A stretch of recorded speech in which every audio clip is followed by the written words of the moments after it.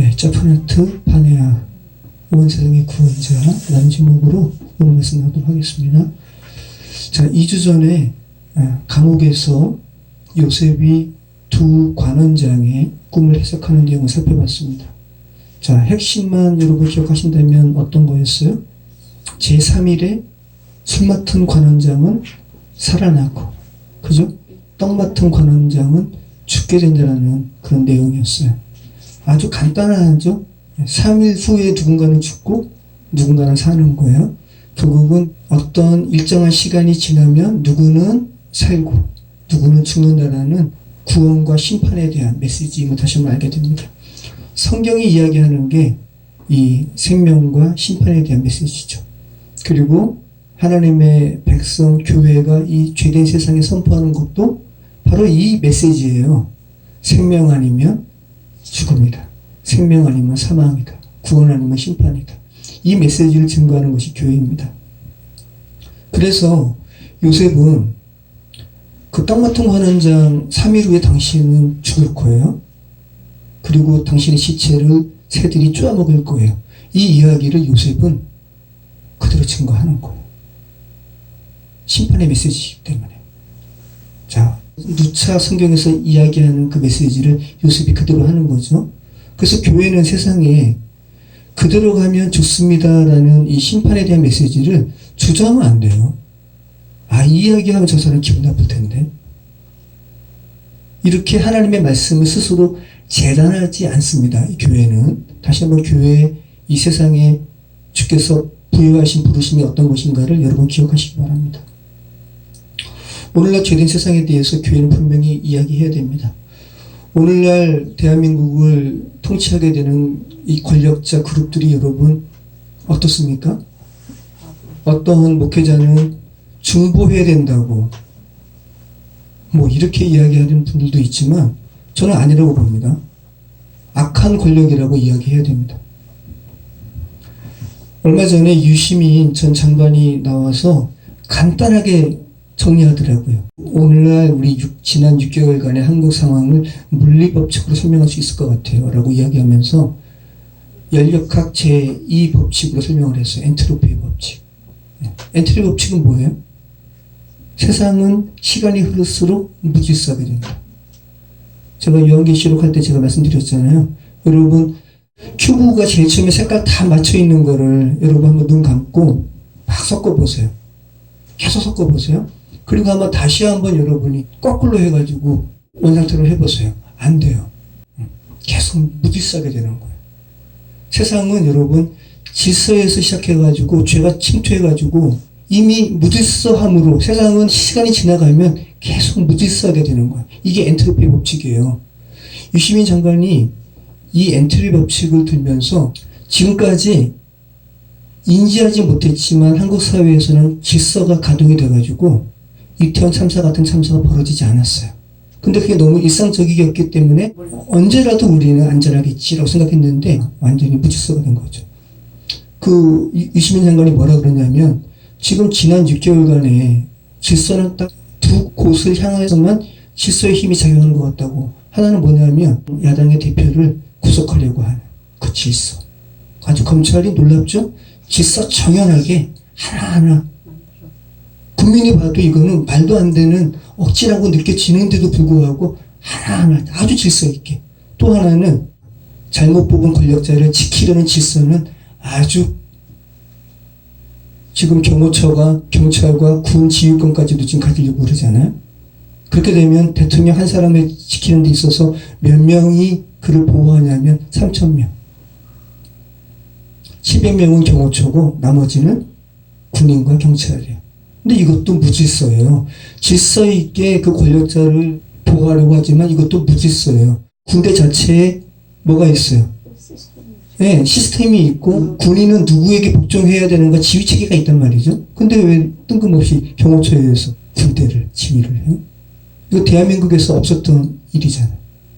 경찰도 마찬가지고. 질서 있게 한다고 하면서 엄밀히 얘기하면 무질서로 지금 가고 있는 거죠.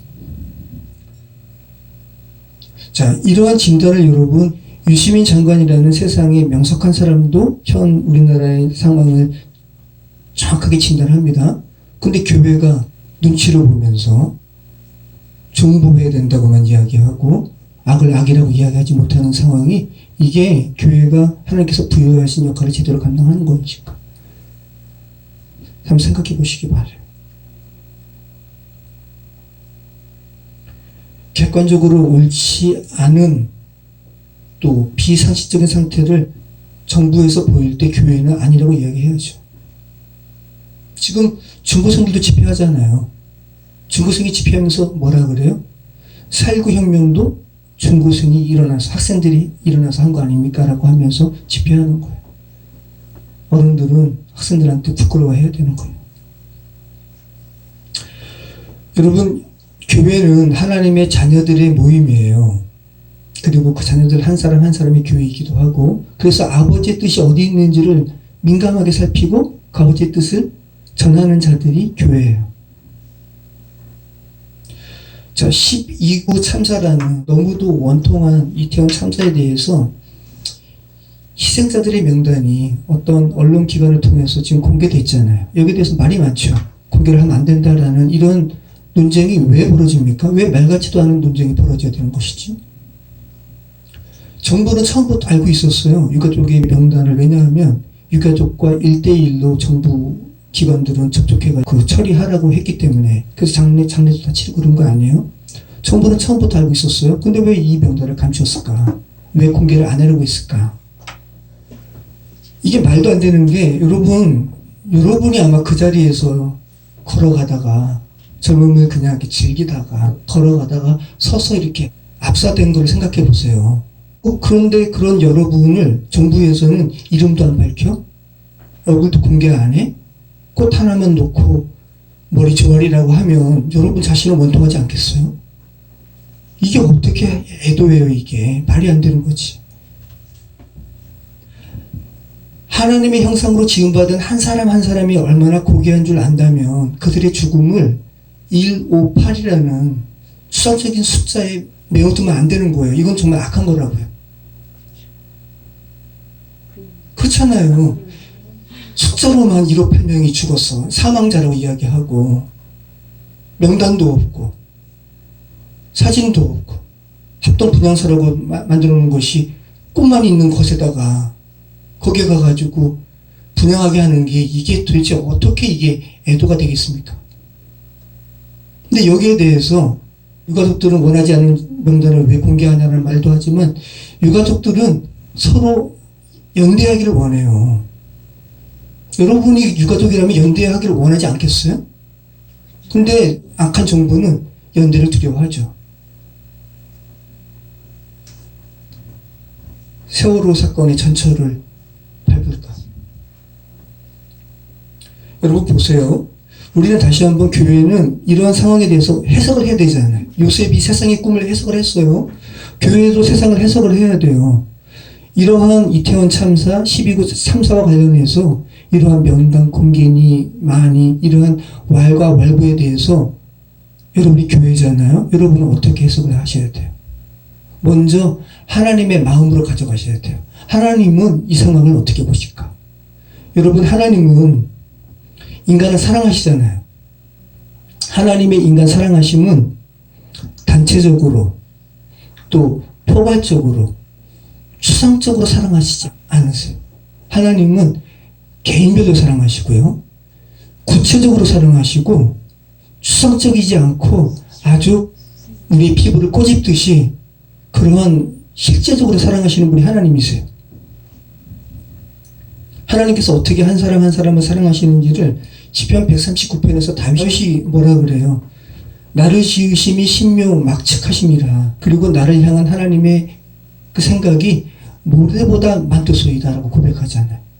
하나님의 인간 사랑하심이 이렇게 구체적이고 개인적이고 아주 세밀하시다고요. 근데 이것을 어떻게 숫자로, 이렇게 하나님의 형상으로 지음받은 이들이 158명이 걸어가다가 죽었는데 이거를 158이라는 숫자로 메워두고 그걸로 그냥 퉁치려고 하는 이 정권이 얼마나 악합니까? 이걸 어떻게 교회가 악하다고 이야기하지 않고 중보해야 된다고 이야기하고, 정부를? 말이 안 되는 거죠. 자, 이 같은 하나님의 사랑은 그대로 예수님 통해서도 하나님의 사랑이 온전히 증거되셨어요. 우리는 하나님이 보이시지 아니하신 분이시기 때문에 하나님을 어떻게 할 수 있는가? 예수님을 보면 알 수가 있어요. 예수님이 사람을 어떻게 사랑하셨어요? 어떤 병자가 너무 고통스러운데 그 병자의 내면에는 죄로 인한 병이라는 것을 그 병자가 너무 잘 알고 있었어요. 예수님께서 정확하게 그에게 너의 죄가 사해졌다라고 정확하게 한 인간 한 인간의 정확한 부분에 대해서 지적하시는 분이 예수님이세요. 그리고 가룟 유다더러는 뭐라 그러세요? 가룟 유다가 자신을 팔잖아요. 그러면서 예수님께서 한탄하시는 거예요. 저 사람은 이 세상에 태어나지 않은 것이 좋았다. 베드로에게는 뭐라 그래요? 베드로가 예수님을 부인한 이 죄책감이 너무 강했어요. 3번 부인한 것을 3번 그대로 내가 주를 사랑하나이다. 사랑하나이다. 그 베드로를 온전히 회복시키시는 분이 예수님이세요. 하나님이신 예수님의 인간에 대한 사랑은 추상적이지 않아요.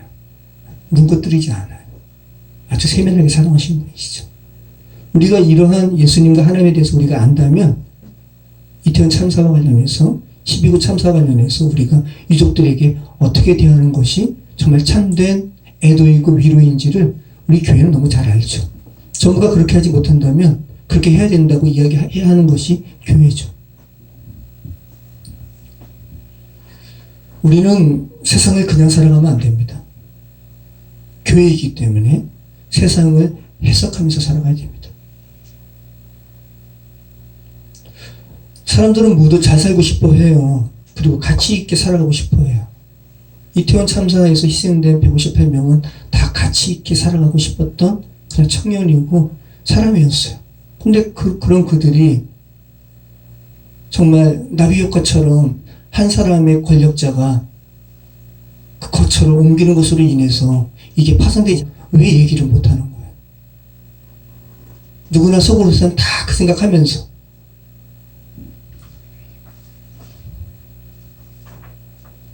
자, 오늘 본문의 말씀도 예수님을 예표하는 요셉이라는 사람이 어떻게 온 세상을 구원하는지를 말씀하는 본문입니다. 우리 같이 한번 읽어보겠습니다. 우리 창세기 41장 1절로 우리 8절 말씀 같이 읽겠습니다. 만 2년 후에 바로가 꿈을 꾼즉 자기가 나일 강가에 서 있는데 보니 아름답고 살찐 7 암소가 강가에서 올라와 갈밭에서 뜯어먹고 그 뒤에 또 흉하고 파리한 다른 7 암소가 나일 강가에서 올라와 그 소와 함께 나일 강가에 서 있더니 그 흉하고 파리한 소가 그 아름답고 살찐 7 소를 먹은지라. 바로가 곧 깨었다가 다시 잠에 들어 꿈을 꾸니 한 줄기에 무성하고 충실한 7 이삭이 나오고 그 후에 또 간 동풍에 마른 7 이삭이 나오더니 그 가는 7 이삭이 무성하고 충실한 7 이삭을 삼킨지라. 바로가 깬즉 꿈이라 아침에 그의 마음이 번민하여 사람을 보내어 애굽의 점술가와 현인들을 모두 불러 그들에게 그의 꿈을 말하였으나 그것을 바로에게 해석하는 자가 없었더라. 자, 만 2년 후에 라는 말로 시작하고 있습니다. 자, 만 2년은 수마튼 관원장이 요셉의 말처럼 사면된 이후의 시간을 이야기합니다. 그런데 어찌된 일인지 수마튼 관원장이 요셉을 잊어버렸어요. 잘 되니까 그냥 사람이 잊어버리는 거예요. 자, 겉으로 보면 이 수마튼 관원장이 잊어버린 이 2년이라는 시간이 요셉 입장에서 본다면 불필요하게 감옥에 더 있게 되는 그러한 의미 없는 시간으로 비춰질지 모르겠지만 성경은 그렇지 않다고 이야기해요. 왜냐하면 2년 후에 요셉이 감옥에서 나와서 바로 앞에 서게 될 때 요셉의 나이는 30세예요. 예수님께서 공생애로 세상에 나오는 시간과 똑같아요. 정확하게 예수님을 예표하는 인물임을 다시 한번 알게 되죠. 자, 2년이 지난 후에 수마튼 관원장이 사면된 후 2년이 지난 후에 바로가 2개의 꿈을 꿉니다. 이집트라는 나라에 있어서 나일강은 젖줄과 같아요. 이집트를 그냥 상징적으로 드러내는 장소가 있다면 나일강. 근데 그 나일강가에 바로가 있는 거야. 그러니까 바로는 나일강으로 말미암은 풍성한 소출로 말미암아 그 이집트라는 제국이 건설되고 그 이집트를 통치하는 그런 인물이죠. 근데 그 바로가 서 있는데 아름답고 통통한 7 암소가 그 강가에서 올라와 풀을 뜯어먹고 있는 거예요. 그런데 갑자기 다 7이라는 수예요. 완전 수예요. 또 흉하고 파리한 7소가 나와가지고 그 통통하고 아름다운 소들을 잡아먹는 거예요. 자, 그리고 또 잠을 자는데, 그죠? 이번에는 한 줄기에 알이 꽉 찬 7 이삭이 나와요. 그리고 이어서 가늘고 아주 삐쩍 말라버린 알갱이가, 그죠? 7 이삭이 또 나오더니 그 풍성한 알이 꽉 찬 7 이삭을 또 잡아먹는 거예요. 그러니까 먼저 꾼 꿈과 두 번째 꾼 꿈이 같은 거죠. 같은 거예요. 요셉이 해석하죠. 흉년이 풍년을 잡아먹는 거예요. 자, 두 개의 꿈이 모두 농사잖아요. 농사와 관련돼 있어요. 소와 이삭. 그리고 농사는 애굽의 경제의 기반이에요. 그러니까 바로가 이 꿈을 꾸고 예사로운 꿈이 아님을 알고 애굽에 있는 모든 수객들에게, 점술가들에게, 꿈 해몽가들에게 이 꿈을 이야기하는데도 해석을 못하는 거예요. 당연하죠. 이 꿈은 누구에게로부터 온 꿈이기 때문에 하나님. 자, 근데 결국은 누가 해석하게 돼요? 요셉이. 요셉은 하나님과 합일된 자. 요셉 안에 하나님이, 하나님 안에 요셉이 있는 자. 예수님의 예표하죠. 애굽의 모든, 그죠? 여기 8절 말씀 보세요. 아침에 그의 마음이 번민하여, 누구예요? 바로의 마음이 번민하여 사람을 보내요. 애굽의 점술가와 현인들을 모두 불렀다 그러잖아요. 모두 불렀어요. 콜이라는 단어예요. 자, 모두 불러 그들에게 그의 꿈을 말하였으나 그것을 바로에게 해석하는 자가 없었더라 라고 할 때 이 콜이에요. 콜. 자, 이 콜이라는 단어가 어디 처음 나왔을까요? 창세기. 하나님께서 창조기사에 모든 생물 창조하시고 창조하신 모든 것들을 보시니 좋았더라. 네. 이럴 때 콜이 나오는 거예요. 한번 창세기 1장 31절 말씀 보시죠. 창세기 1장 31절. 그 위에 보면, 자, 29절 말씀 보면, 하나님이 이르시되 내가 온 지면에 심에 있는 모든 채소와 씨가 진 열매 맺는 모든 나무를 너에게 주노니. 이게 콜이에요. 가장 먼저 성경에 나오는 거예요. 콜. 그리고 창세기 1장 31절에 같이 읽겠습니다. 하나님이 지으신 그 모든 것을 보시니 보시기에 심히 좋았더라. 저녁이 되고 아침이 되니 이는 6째 날이니라. 자, 이 세상은 모두 콜. 누가 창조하셨어요? 하나님께서. 네. 자, 근데 이 세상은 죄로 인해서 질서에서 무질서로 가죠? 그죠? 이 모든 것이 회복되려면 어떻게 해야 돼요? 하나님께로 돌아가야 돼요. 이것을 망각할 때 계속 무질서하게 되는 거죠. 지금 현 정부는 올무에 빠졌어요. 스스로 해결하려고 하면 계속 올무에 빠지게 될 거예요. 무속에 영향받았다는 말이 왜 이렇게 많고, 그죠? 스스로 막 머리를 쓰면서 이것저것 해도 올무에 빠질 거예요. 하나님께로 회개하고 돌아갈 때 풀리게 되겠죠. 올무는. 자, 이 콜이라는 단어가 구약에서 엄청 많이 나옵니다. 4004번. 근데 창세기에서만 232번 나오는데 오늘 창세기 41장은 콜이라는 단어로 꽉 차 있어요. 오늘 창세기 41장에만 25번 나옵니다. 그러니까 창세기의 10분의 1이 넘게 오늘 우리가 읽는 본문에 나오는 거예요. 자, 가장 먼저 어디서 나올까요? 오늘 우리가 읽은 본문이죠. 창세기 41장 8절. 애굽의 꿈 해몽자들을 모두 불렀어요. 여기에 콜 나오는 거예요. 여러분 한번 볼펜으로 뭐 성경책이든 어느 주보든 한번 동그라미 쳐보세요. 첫 번째 콜은 창세기 41장 8절 말씀입니다. 현인들을 모두 불러. 여기 콜. 자, 그 다음에 두 번째 콜은 19절이에요. 여기에서는 우리말 개역개정은 생략되었지만 원문에는 콜이 있어요. 그 뒤에 또 약하고 심히 흉하고 파리한 7 암소가 올라오니 그같이 흉한 것들은 모든 애굽 땅에서라는 의미예요. 예. 이 애굽 땅에서 안에 이 콜이라는 의미가 숨어 있습니다. 모든 애굽 땅에서 내가 아직 보지 못한 것이라. 두 번째 콜입니다. 세 번째 콜은 29절입니다. 예. 이제 요셉이 바로에게 해설하는 거예요. 온 애굽 땅에 7배 큰 풍년이 있겠고, 여기 온 콜입니다. 그 다음에 30절입니다. 후에 7배 흉년이 들므로 애굽 땅에 있던 풍년을 다 잊어버리게 되고, 이 다 콜이에요. 네 번째 콜이죠. 자, 그 다음에 다섯 번째 콜은 35절 말씀입니다. 그들로 장차 올 풍년의 모든 곡물, 콜입니다. 31장은 온전히 그냥 콜에 대한 기사예요. 자, 그 다음에 37절. 바로와 그의 모든 신하가, 여섯 번째 콜이고요. 자, 39절. 요셉에게 이르되 하나님이 이 모든 것을 내게 보이셨으니, 모든 콜입니다. 40절 말씀.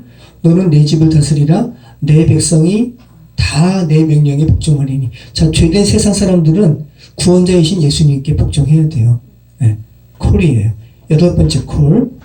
그 다음에 41절이죠. 바로가 또 요셉에게 이르되 내가 너를 애굽 온 땅의 총리가 되게 하고. 아홉 번째 콜. 그 다음에 43절. 바로가 그에게 애굽 전국을 총리로 다스리게 하였더라. 열 번째 콜이에요. 전국. 모든 나라 전국. 자, 그 다음에 44절에 나는 바로라 애굽 온 땅에서 내 허락이 없인 수족을 누릴 자가 없으리라. 온 땅. 11번째 콜. 자, 46절. 자, 그가 바로 앞을 떠나 애굽 온 땅을 순찰하니. 콜. 12번째 콜. 48절. 요셉이 애굽 땅에 있는 그 7년 곡물을 거두어. 이 안에도 7년과 곡물 사이에 모든이라는 콜이 숨어 있어요. 7년 모든 곡물을 거두어. 그러니까 7년 동안에 생산되었던 모든 곡물이죠. 자, 15번째 콜이에요. 자, 51절 말씀. 하나님이 내게 내 모든 고난과 16번째 콜. 내 아버지의 온 집일. 그러니까 형들이 자기 죽이려고 하다가 팔아넘긴 일이죠. 이 온 집. 17번째 콜이에요. 자, 그 다음에 54절 말씀에 요셉의 말과 같이 7배 흉년이 들기 시작하며 각국에는, 각국, 모든 나라, 콜, 18번째 콜. 모든 나라에는 기근이 있으나 애굽 온 땅에는 먹을 것이 있더니, 그죠? 온 땅, 19번째 콜. 자, 55절 말씀. 애굽 온 땅이 굶주림에 20번째 콜. 그 다음에 55절 후반부에 애굽 모든 백성에게 이르되, 21번째 콜. 그 다음에 56절. 온 지면에 기근이 있음에, 온 지면. 22번째 콜. 그 다음에 요셉이 모든 창고를 열고. 그죠? 자, 모든. 23번째 콜.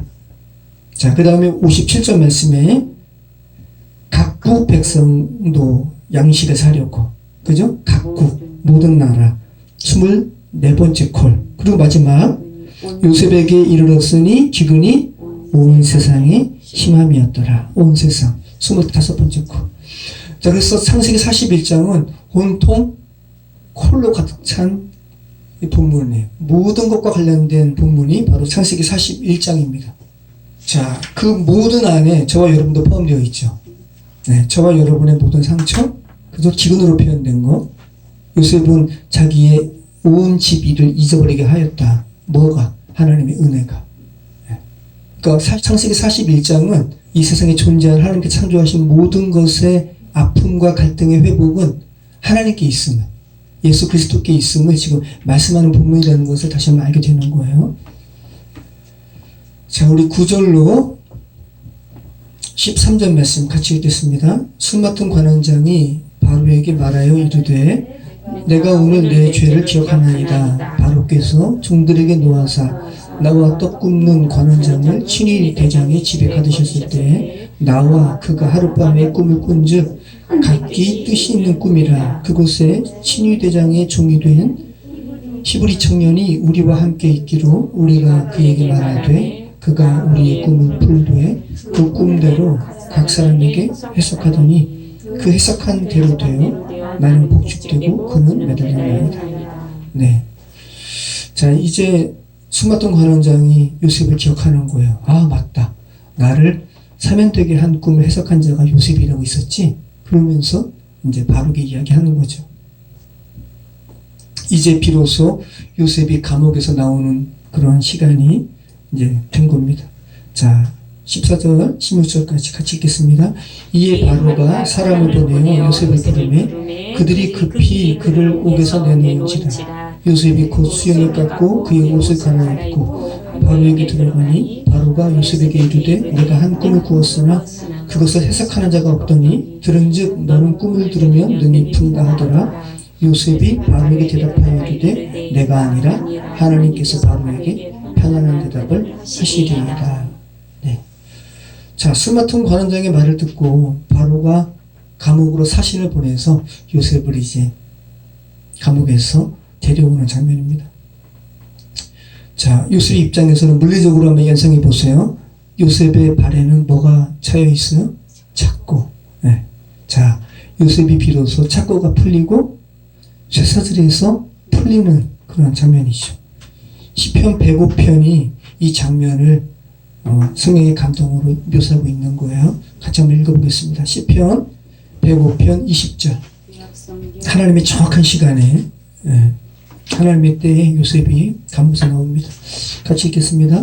왕이 사람을 보내어 그를 석방하며 뭇 백성의 통치자가 그를 자유롭게 하였도다. 네. 하나님의 계획하신 시간이 되니까 요셉에게 어떤 소리가 들립니다. 옥에서 불러내는 바로가 보낸 사람의 소리예요. 자, 도스토옙스키 이 사람이 제정 러시아에서 사형 선고를 받았잖아요. 그러면서 이제 좀 있으면 죽어요. 그런데 사형 집행을 하는 사람이 집행관이 5분의 시간을 줍니다. 마지막 되돌아볼 수 있는 5분의 시간을 주는 거예요. 그러면서 감사하는 시간을 가지는데 그러면서 이제 사형 이제 집행관의 소리가 들려지는 거죠. 그럴 때 멈추시오. 황제가 사면하는 거예요. 그러면서 도스토옙스키가 사형에서 면해지고 시베리아에 가서 노역하게 되죠. 그리고 그가 노역하게 될 때 부활이라든지 죄와벌 이런 것이 머릿속에 다 있었다 그래요. 계속 쓴 거야 머릿속으로. 그리고 훈련한 다음에 쓴 거예요. 완전히 그 5분이라는 시간이 그 사람에게 있어서는 완전히 정말 엄청난 그런 생각들이 그 안에 주어진 거죠. 근데 우리는 이런 시간들을 너무 그냥 예사로 내일이 어떻게 될지도 모르는데 정말 그렇게 우리 인간 아니에요? 자, 하나님이 계획하신 시간이 되니까 요셉에게 어떤 소리가 들립니다. 옥에서 불러내는 바로가 보낸 사람의 소리입니다. 자, 14절 말씀 같이 읽겠습니다. 요셉이 곧 수염을 깎고 그의 옷을 갈아입고 바로에게 들어가니. 자, 요셉이 수염을 깎고 그의 옷을 갈아입고 바로에게 들어갔다고 기록합니다. 이집트 애굽에 대한 그 영화를 보면 애굽의 궁궐에 있는 사람들의 머리가 어때요? 빡빡 깎았잖아요. 그죠? 요셉이 지금 바로 앞에 아련하기 위해서 머리가 애굽식으로 빡빡 깎이는 거예요. 그러니까 이집트 사람은 종교적인 이유 때문으로도 머리를 깎았다 그러고, 그리고 태양열이 너무 세잖아요. 그러니까 시원하게 하려고도 머리를 깎고, 그리고 가발처럼 보시잖아요. 가끔 벽화 보면. 그죠? 머리를 쓴 거예요. 가발을 쓴 거예요. 실제로는 머리를 깎았어요. 그리고 통풍이 잘 되는 가발의 형태로 이렇게 만들어서 머리에 썼다 그래요. 자, 그리고 오늘 요셉이 바로를 아련하기 위해서 머리도 깎고 의복도 궁궐에 맞는 격식으로 지금 바꿔 입는 거죠. 자, 성경 본문이 지금 이런 과정을, 요셉의 외모가 변화하는 과정을 지금 이렇게 묘사하고 있는데, 그렇죠? 지금 오늘 본문을 계속 읽어보게 되면 요셉의 외형이 변화가 돼요. 애굽의 총리가 되면서 의복도 바뀌게 되고 손에 인장 반지도 끼게 되고 애굽식으로 이름도 바뀌고 자프나 파니아로 이름도 바뀌고 애굽 여인과 결혼하고 겉으로 보기에는 이제 완전한 애굽 사람으로 바뀌는 거야. 그래서 형들도 물론 시간이 많이 지났기 때문이기도 하지만 애굽 사람으로 완전히 바뀌어버린 요셉의 형들이 알아보지 못하는 거예요. 자, 그런데 그런 요셉이 어디에 존재하고 있는 거예요? 애굽에, 세상에 존재하는 거예요. 자, 겉으로 봤을 때는 완전히 애굽 사람이에요. 누가 봐도 죄된 애굽의 문화와 애굽의 복식을 따른 애굽 사람이에요. 그런데 그 요셉의 내면은요, 애굽 사람이 아니에요. 완전히 하나님의 사람이에요. 하나님과 완전히 연합된 사람이에요. 이게 죄된 세상에 존재하는 교회의 모습이어야 돼요. 그죠? 저와 여러분 뭐 세상 사람과 다른가요? 똑같죠. 외모는. 근데 내면은 정말 달라야 된다고 오늘 본문은 이야기하는 거죠. 세상왕 바로 앞에 요셉이 하는 첫 말이 뭐예요? 바로가 요셉 그 자신을 지칭하는 말을 해요. 야, 내가 듣자 하니 너 꿈을 해석한다며? 라고, 너가 꿈을 해석한다며? 라고 이야기하는 거예요. 그런데 거기에 대해서 겉으로 봤을 때는 애굽 사람처럼 된 요셉이 하는 말은 아니요. 제가 하는 것이 아니라 하나님께서 하시는 것입니다. 라고 그의 정체성과 관련된 말을 정확하게 이야기하죠. 어떤 대답을 하나님께서 하실 것입니다. 라고 이야기해요? 편안한 답이라고. 편안한 대답을 하실 것입니다. 자, 평안이라고 해석을 해도 돼요. 네, 샬롬을 번역한 말이거든요. 자, 세상의 대표격인, 죄된 세상의 대표격인 바로에게 하나님과 합일된 자 요셉이 말하는 첫 마디는 뭐냐 하면 하나님께서 평안한 대답을 하실 것입니다. 라는 말을 하는 거예요. 자, 무조건 죄된 세상이 악을 저지르는데도 잘한다, 잘한다, 잘된다, 잘된다, 하나님께서 복 주실 것이다 이야기하는 것이 아니라 요셉이 하는 말은, 그죠? 하나님께 온전히 돌아올 때 하나님께서 평안한 답을 주실 것입니다 라는 의미가 합쳐져 있는 거죠. 하나님께 평화가 있음을 이야기하는 거예요. 그죠? 점차적으로 무지서로 가는 이 세상에 교회가 해줄 수 있는 말은 하나님께로 돌아가야 질서가 회복될 것입니다 라는 말을 해줘야 되는 거죠. 자, 17절로 우리 24절 말씀 같이 읽겠습니다. 바로가 요셉에게 이르되 내가 꿈에 가일 강가에 서서 보니 살찌고 아름다운 일곱 암소가 나일 강가에 올라와 갈밭에서 뜯어먹고 그 뒤에 또 약하고 심히 흉하고 파리한 일곱 암소가 올라오니 그같이 흉한 것들은 애굽 땅에서 내가 아직 보지 못한 것이다. 그 파리하고 흉한 소가 처음에 7살찐 소를 먹었으나 먹은 듯 하지 아니하고 여전히 흉하더라. 내가 곧 깨었다가 다시 꿈에 보니 한 줄기에 무성하고 충실한 7 이삭이 나오고 그 후에 또 가늘고 동풍이 마른 7 이삭이 나더니 그 가는 이삭이 좋은 7 이삭을 삼키더라. 내가 그 꿈을 점술가에게 말하였으나 그것을 내게 풀이해 주는 자가 없느니라. 자, 바로가 요셉에게 자기가 꾼 꿈을 설명합니다. 19절에 약하고 흉하고 파리한 7 암소, 그같이 흉한 것들은 아직 바로가 애굽 땅에서 보지 못한 것이라고 이야기하고 있는 거예요.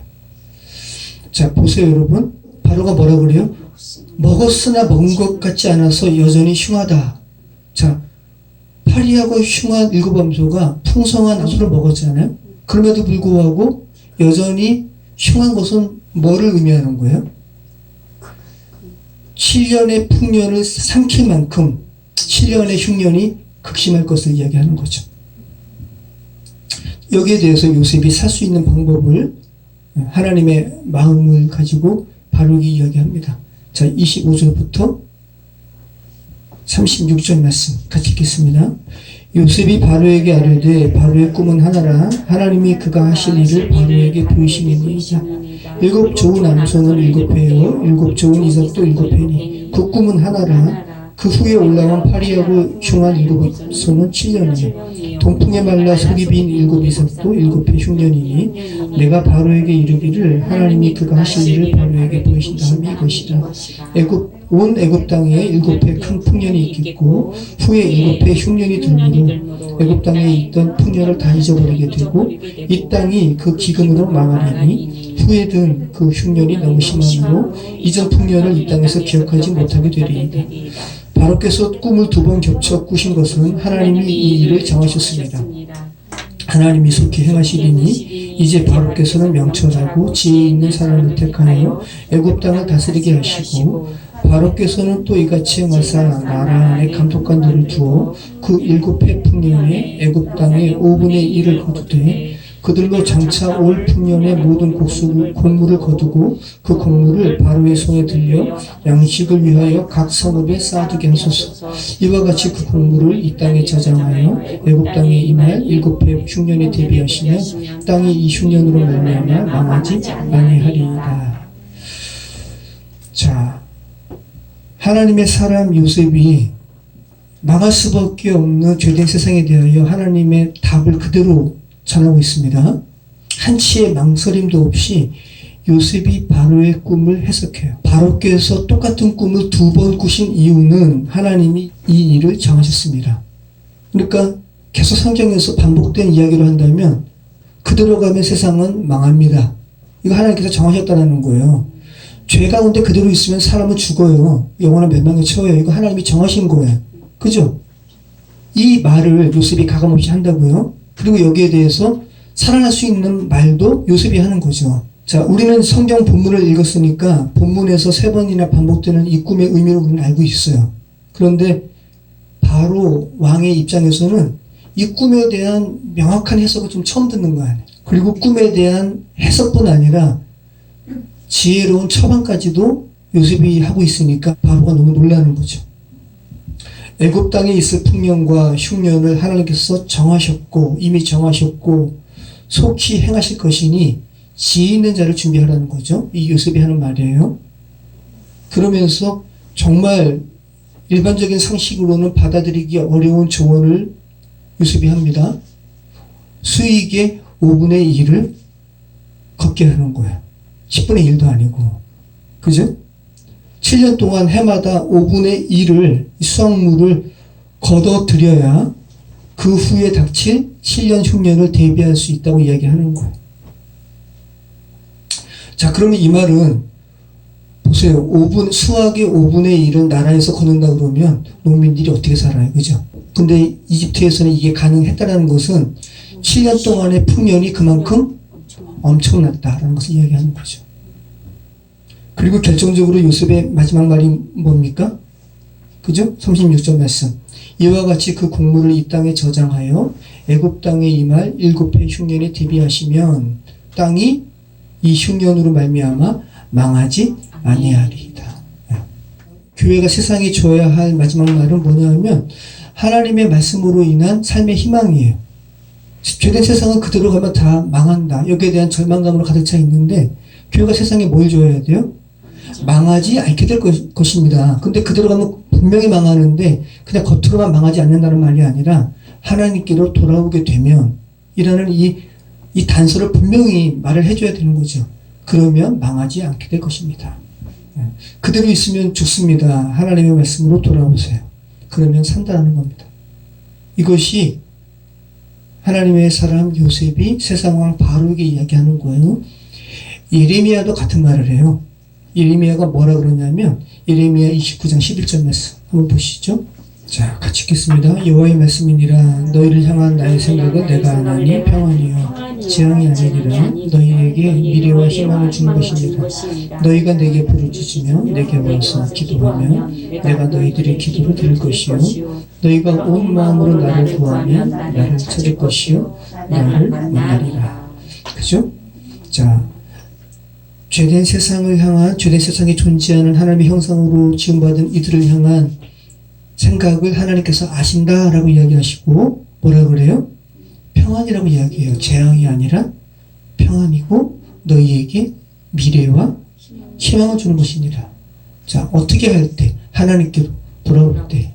그대로 있으면 분명히 죽는데도 불구하고 잘 된다 라고 거짓 희망을 이야기하는 거짓 선지자 같은 이야기가 아니라 정말 그대로 가면 죽지만 하나님께로 돌아오게 되면 산다라는 하나님의 이 평안의 말을 오늘날 세상도 교회가 이렇게 해야죠. 악을 행하는데도 멸망으로 치닫는데도 평안하다 외치는 거짓 선지자가 아니라 하나님께로 돌아오라고 전심으로 하나님의 마음을 살피라고 그러면 살게 된다고 이런 말을 하는 것이 교회라는 것이죠. 자, 우리 37절로 43절 말씀 같이 읽겠습니다. 바로와 그의 모든 신하가 이 일을 좋게 여긴지라. 바로가 그의 신하들에게 이르되 이와 같이 하나님의 영에 감동된 사람을 우리가 어찌 찾을 수 있으리요 하고 요셉에게 이르되 하나님이 이 모든 것을 내게 보이셨으니 너와 같이 명철하고 지혜 있는 자가 없도다. 너는 내 집을 다스리라. 내 백성이 다 내 명령에 복종하리니 내가 너보다 높은 것은 내 왕자뿐이니라. 바로가 또 요셉에게 이르되 내가 너를 애굽 온 땅의 총리가 되게 하노라 하고 자기의 인장 반지를 빼어 요셉의 손에 끼우고 그에게 세마포 옷을 입히고 금사슬을 목에 걸고 자기에게 있는 버금술에 그를 태우매 무리가 그의 앞에서 소리 지르기를 엎드리라 하더라. 바로가 그에게 애굽 전국을 총리로 다스리게 하였더라. 자, 표면적으로는 바로 밑에 있는 총리로 요셉이 되는 것 같지만 성경 본문이 이야기하는 바는 요셉이 진짜 왕이란 소리예요. 그 의미를 지금 본문이 품고 있는 겁니다. 자, 하나님께로부터 온 꿈을 하나님께서 함께 하시는 자, 하나님의 생각으로 해석해주는 사람을 만나니까 세상왕 바로도 또 바로의 신하들도 좋게 여겨요. 자, 그러면서 42절부터 33절의 묘사는 뭐예요? 자기의 인장반지. 누구의 인장반지예요? 바로의 인장반지. 네. 타바트라는 거예요. 자, 왕의 반지는 권력의 상징이에요. 그래서 에스더서에서도 여러분 기억나시나요?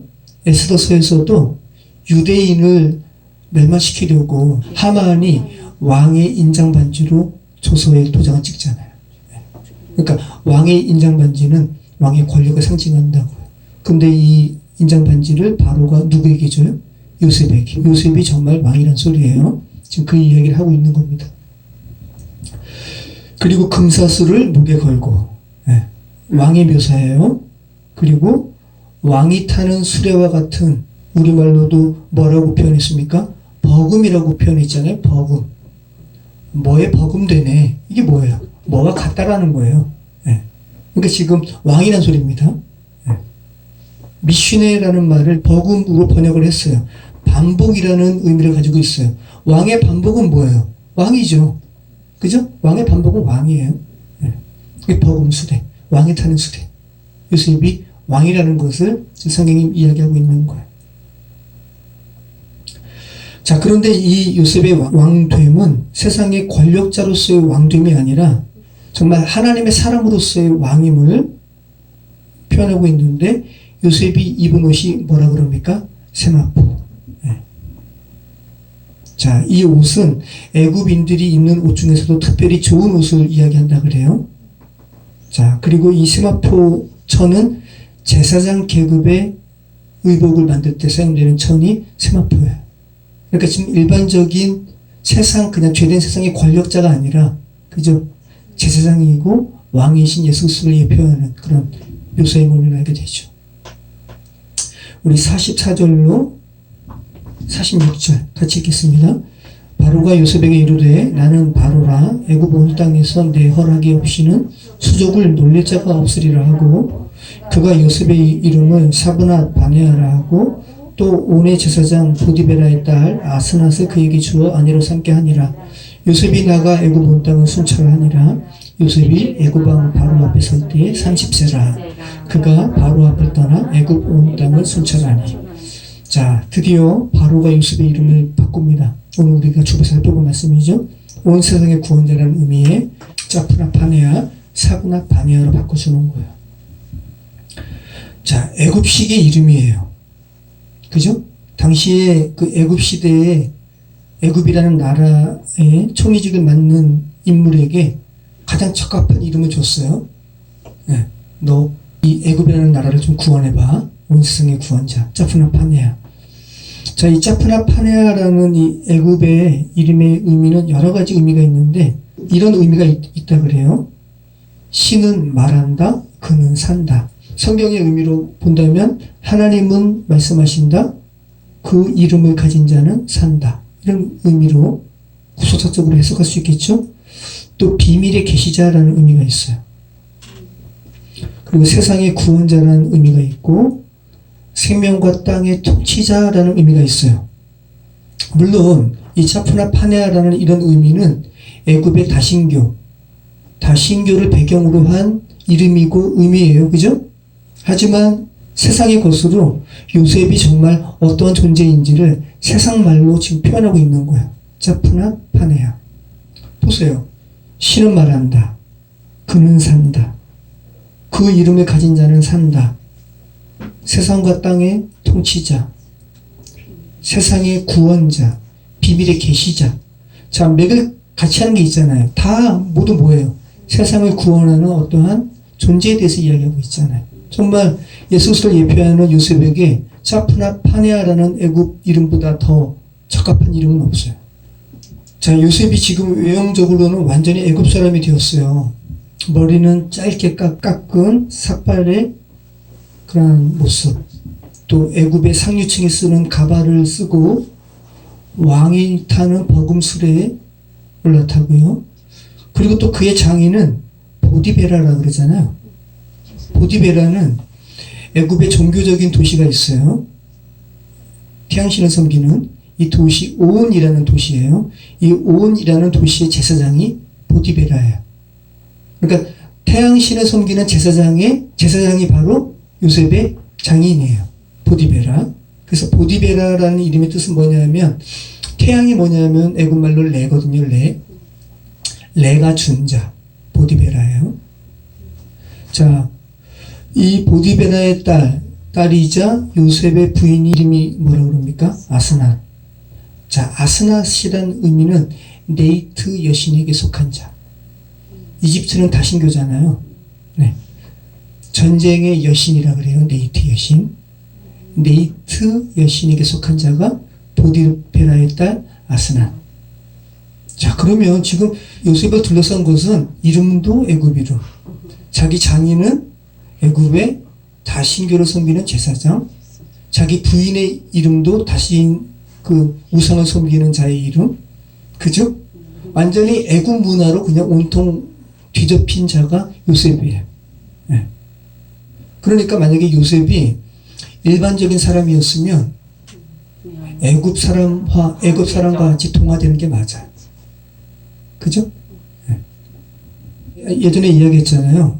홍콩에 도풍산 교회가 있다고. 도풍산 교회가 유명한 것이 절이었는데 한 선교사님이 절 속으로 들어가가지고 30년인가 몇십 년 후에 그 절이 교회가 된 거예요.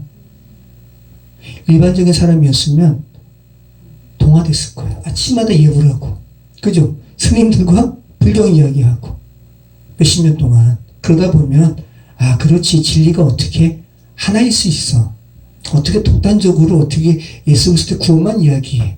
아, 불교 너무 포용적이다. 아, 너무 매력있다. 현대인들이 불교에 빠지는 거예요. 서양 사람들도. 그죠? 일반적인 사람이었으면 도풍산 교회가 교회되지 못했죠. 아마 그 사람이 중이 됐을 거예요. 그래서 그를 파송한 선교국에서도 이 사람 아마 배교한 것 같다. 선교사 그 직분 박탈해야 된다. 그런데 한쪽에서는 그런 사람 아니다. 기다려보자.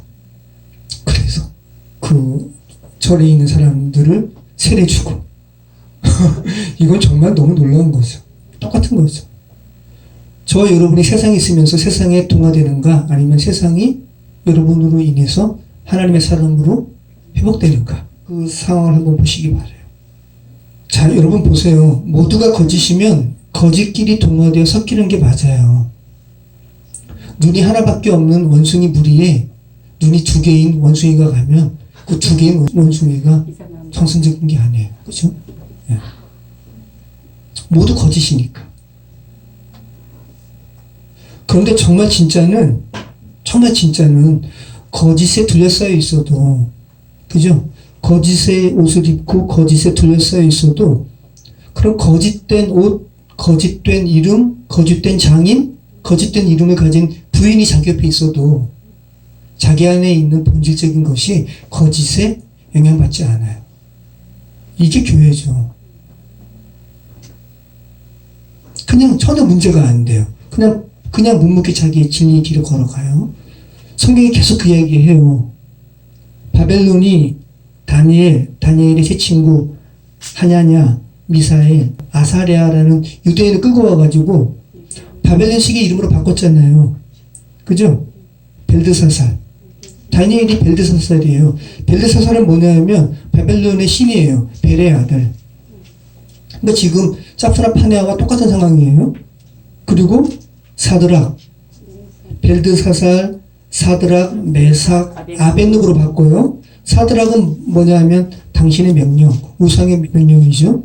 메삭은 누구나 아구와 같다. 아구라는 신과 같다. 그죠? 아벤누고는 누구의 종. 하나같이 우상의 이름으로 이름을 바꿔버렸지만 다니엘과 세 친구는 전혀 그 본질이 죄된 세상에 영향받지 않았다라는 거. 지금 똑같은 상황이죠. 오늘날 교회도 그래야 되는데. 자, 우리 47절로 52절 말씀 같이 읽겠습니다. 일곱 해 풍년에 토지 소출이 심히 많은지라 요셉이 애굽 땅에 있는 그 7년 곡물을 거두어 각 성에 저장하되 각 성읍 주위의 밭에 곡물을 그 성읍 중에 쌓아두매 쌓아둔 곡식이 바닷모래같이 심히 많아 세기를 그쳤으니 그 수가 한이 없음이었더라. 흉년이 들기 전에 요셉에게 두 아들이 나되 곧 온의 제사장 보디베라의 딸 아스낫이 그에게서 나온지라. 요셉이 그의 장남의 이름을 므낫세라 하였으니 하나님이 내게 내 모든 고난과 내 아버지의 온 집일을 잊어버리게 하셨다 하며 차남의 이름을 에브라임이라 하였으니 하나님이 나를 내가 수고한 땅에서 번성하게 하셨다 하였더라. 자, 요셉의 말처럼 7년 동안 풍년이 들었습니다.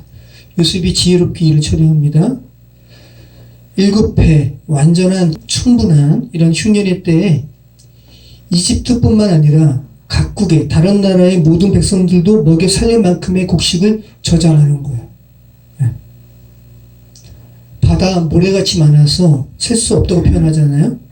세상의 백성을 하나님께서 살리시는 그런 의미를 드러내죠. 자, 그리고 이러한 풍년의 때에 이집트 땅에 흉년이 들기 전에 요셉에게 두 아들이 태어납니다. 므낫세와 에브라임이에요.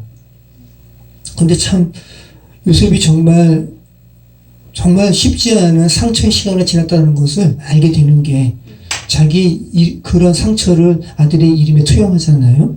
므낫세, 하나님이 내게 내 모든 고난과 내 아버지의 온 집일을 잊어버리게 하셨다. 네. 그럼 그 말은 뭐예요? 요셉이 기억했다라는 거예요. 형들이 자기를 죽이려고 했던 이런 큰 상처에 대해서 요셉은 계속 생각할 수밖에 없었어요. 그런데 결국은 므낫세를 낳음으로 하나님의 그 은혜가 그 상처를 잊어버리게 할 만큼 하나님의 은혜에 대해서 지금 고백하는 이름을 므낫세에게 부여하고, 에브라임은 뭐예요? 하나님이 나를 내가 수고한 땅에서 번성하게 하셨다. 다 하나님의 행하심에 대해서 고백하는 이름이에요. 자, 이 같은 므낫세와 에브라임이라고 이름을 장명하는 요셉의 상황을 통해서 우리는 요셉이 슈퍼맨이 아니라는 거 우리는 알게 되죠. 요셉이 로버트처럼 상처와 아픔도 느끼지 않은 이런 사람이 아니라는 걸 우리는 알게 되고요. 그죠? 요셉은 어느 누구보다도 그 고난과 상처로 인한 그 깊은 상처가 그 내면 가운데 있는 사람이었음을 우리는 알게 되는 거예요. 그러니까 우리 모두 요셉처럼 우리의 상처와 아픔이 극복될 수 있다는 희망을 가질 수가 있죠.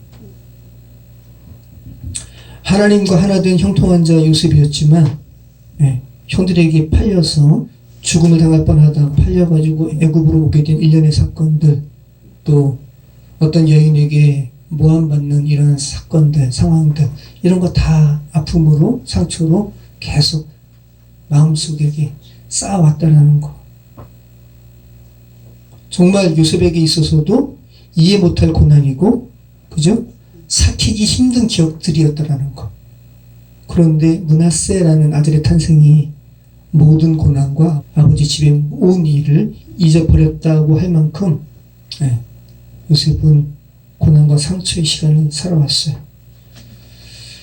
자, 이제 요셉에게 있어서 지난 형들과의 시간들이 정말 악했다, 너무 고통스러웠다라는 이런 의미를 유추할 수 있는 것은 오늘 본문 외에는 없어요. 이제 요셉은 정말 철저하게 그 상처를 하나님의 은혜로 승화시켰어요.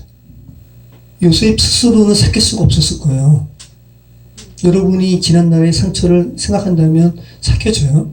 생각하면 더 그 생각으로 인해서 더 아파지죠. 그죠? 고름이 계속 이렇게 쌓이는 것처럼.